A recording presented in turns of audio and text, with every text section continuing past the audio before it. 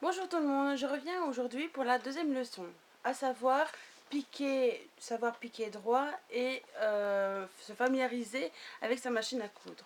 Alors sur mon blog, sur la chineuse et la licorne blogspot.be, je vous ai mis en photo les exercices à faire à la maison. Donc les exercices, donc je vais pas tout montrer parce qu'il y a des lignes, il y a, avec des coins en serpent, et donc ce sont des exercices de genre. Donc je crois qu'il y a 11 ou 12 feuilles. Des exercices de genre où il faut juste coudre sans fil et suivre les lignes. C'est juste pour vous familiariser avec votre machine et savoir coudre plus ou moins droit. Donc je peux vous donner un autre exemple.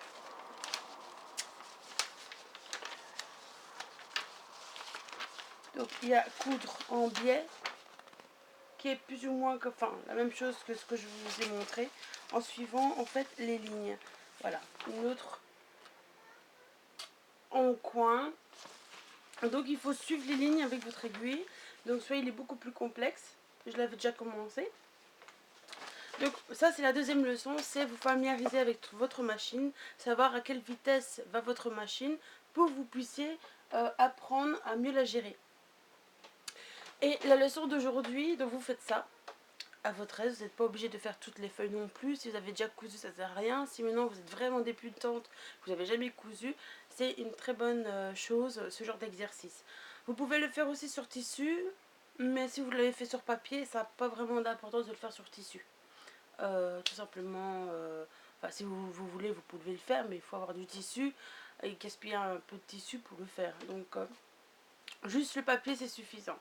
Après, quand vous avez fait ça, c'est que vous êtes sûr de vous.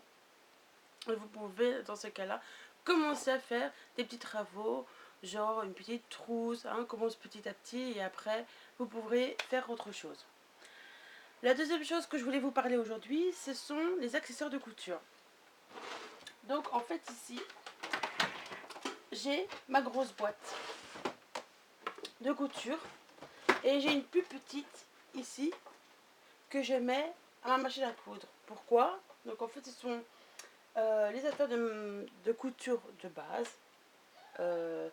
craie, épingle, aiguille, coupe-fil, voilà, donc tout ce qu'on utilise quand on coud à la main. Et ici, c'est tout ce que j'utilise pour ma machine. Donc, j'ai des aiguilles différentes de jeans, universel, jersey, toutes des canettes. Excusez-moi, je trouvais plus le nom. Toutes des canettes, donc il y en a où ils ont déjà du fil ou pas. Encore des aiguilles, encore du fil, encore un morceau de canette, j'en ai fait tomber une par terre. Mon pinceau pour nettoyer la machine, ainsi qu'un coupe-fil. Donc ça c'est un ensemble pour la machine. Donc voilà, hein, donc je range comme ceci, c'est peut-être pas très bien rangé, vous verrez peut-être pas très bien, mais voilà. Et ça c'est une boîte que je mets à côté de ma machine, comme ça je sais que tout, j'ai pas commencé à chercher partout. Bien entendu, paire de ciseaux, donc j'ai la grande qui est pour la couture, et j'ai deux petites qui est pour le papier. Parce qu'il y en a une que j'utilise plus pour les bricolages. Donc justement, ne jamais mélanger vos ciseaux. Celle pour tissu doit rester pour tissu. Celle de papier doit rester pour papier. Alors, ma boîte à couture. Donc je ne sais pas si vous verrez bien, mais qu'est-ce que j'ai dedans? C'est vraiment les choses de base que vous devriez avoir quand vous commencez à coudre. Donc, n'oublions pas le mètre, important. J'ai ici une boîte avec différentes craies. Donc j'ai une blanche ici, une rose, des petits morceaux de bleu parce que je l'ai fait tomber dans la semaine, hein, malheureusement. Alors j'ai une autre sorte de craie qui vient avec ce stylo. Donc c'est pratique, c'est comme, c'est un bic, un stylo. Vous retirez la mine, voilà, elle est toute petite, et vous mettez juste la craie en mine. Donc bon, ça fait pas mal d'années que j'ai ça, donc forcément par le temps, en faisant tomber, elles se sont cassées. Et donc je peux tracer, qui est beaucoup plus simple, je trace, voilà, quand je fais par exemple l'encolure, bien remettre, voilà, je trace comme si j'étais en train de dessiner. Donc c'est très très simple et c'est très facile à utiliser. Alors, ça c'est pour mettre mes petites aiguilles. La petite paire de ciseaux, dont j'en ai plusieurs, mais comme j'ai fait des petits rangements, donc je sais pas où je les ai mises. Donc des petites paires de ciseaux qui servent à couper des petits morceaux de fil quand ça dépasse. Hein, les différents coupe-fils. Donc ici j'en ai pas mal les coupe-fils. Parce que souvent Aldi et Lidl vendent des ensembles de couture. Alors à propos de ça, donc c'est pour ça que j'ai beaucoup de petits coupe-fils. Ici, rien que dans ma main j'en ai 4, plus un dans la boîte ça fait 5. Au Aldi, c'est très intéressant de prendre leur paquet quand ils vendent un ensemble de couture. Hein. Sauf que je déconseille pour le fil. Parce que le fil en machine à coudre, c'est une vraie merde. Le fil casse, c'est juste horrible. Vous allez vous arracher les cheveux, vous allez vous énerver.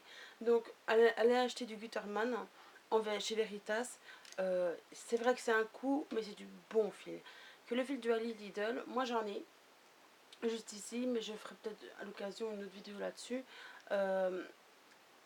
Le fil que j'ai, c'est vrai que j'ai un vaste couleur, mais franchement à la main seulement.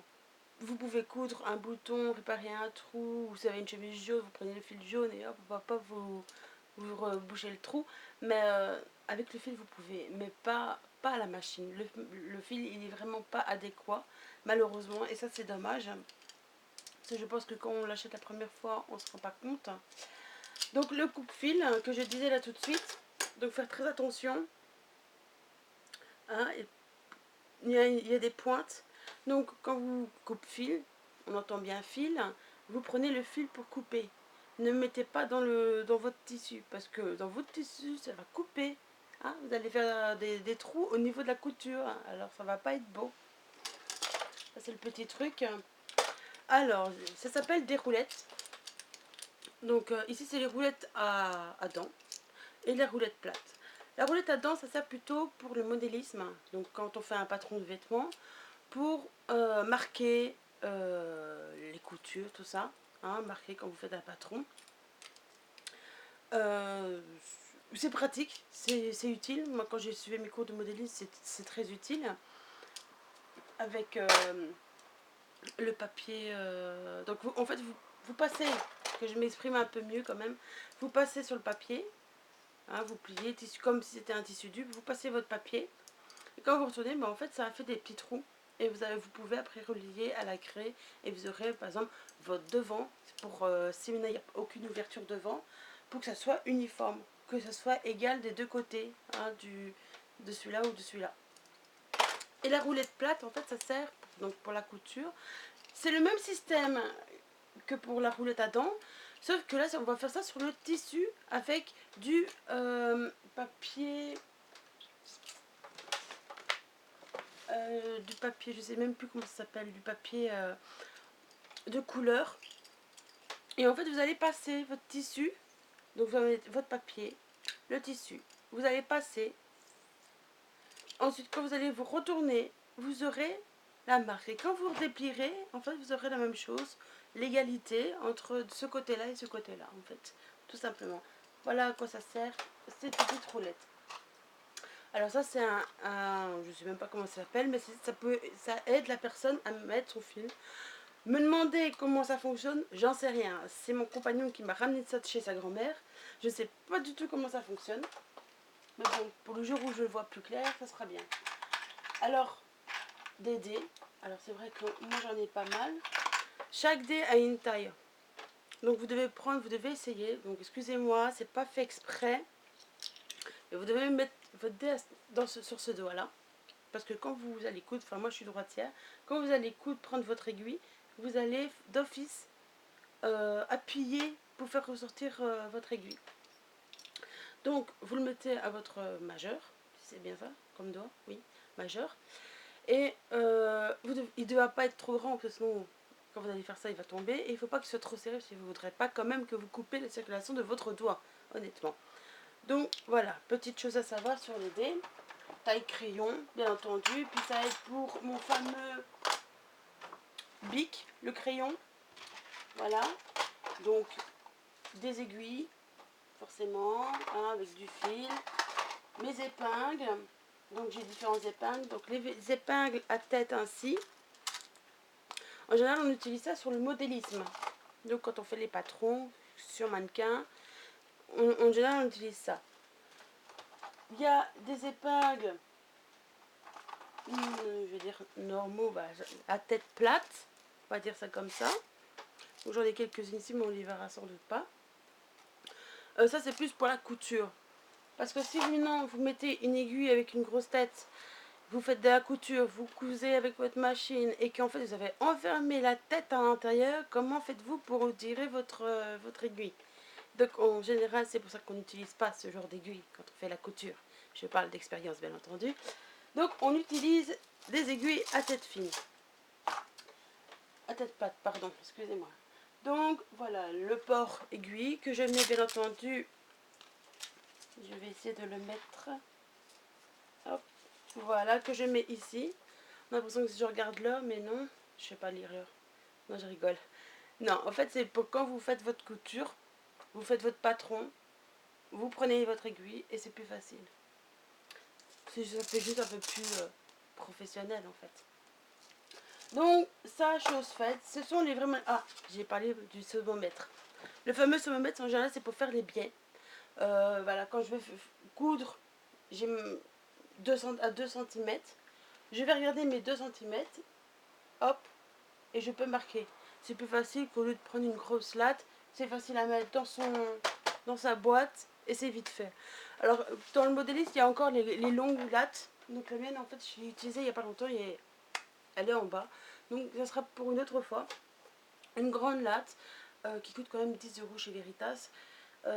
C'est déjà un coût, mais ça sert pour le modélisme en couture, ça sert pour tout. Donc voilà.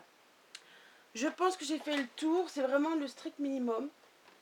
Alors ici c'est plutôt mon bordel, donc j'ai encore une autre latte pardon, beaucoup plus molle, donc ça c'est utile. Ici c'est plutôt un fourre-tout où il y a des morceaux de tissu, des vieux tissus que j'ai mis des petits bouts dedans, ça peut me servir pour nettoyer justement et entretenir la machine. Du biais, il y a des boutons, des restes de sacs pour réutiliser, voilà, c'est un peu mon fourre-tout. C'est vraiment cette partie-là qui m'est importante pour moi. Puis ensuite la fermer et je la rangerai de ce côté là. Donc voilà, j'espère que cette vidéo vous aura plu, que j'ai répondu peut-être à vos questions. Enfin en tout cas si vous avez d'autres questions, vous pouvez venir me parler, m'envoyer un mail à lachineuse-et-la-licorne@gmail.com. Aussi il y a Facebook, La Chineuse et la Licorne. Vous pouvez me rejoindre, j'ai une page Facebook, ainsi que un blog sur, je crois que l'adresse exacte c'est lachineuse et la licorne blogspot.be. Je pense que c'est un truc de genre. Je suis pas encore au point, je commence tout doucement. Donc j'espère que vous allez me retrouver. Bye!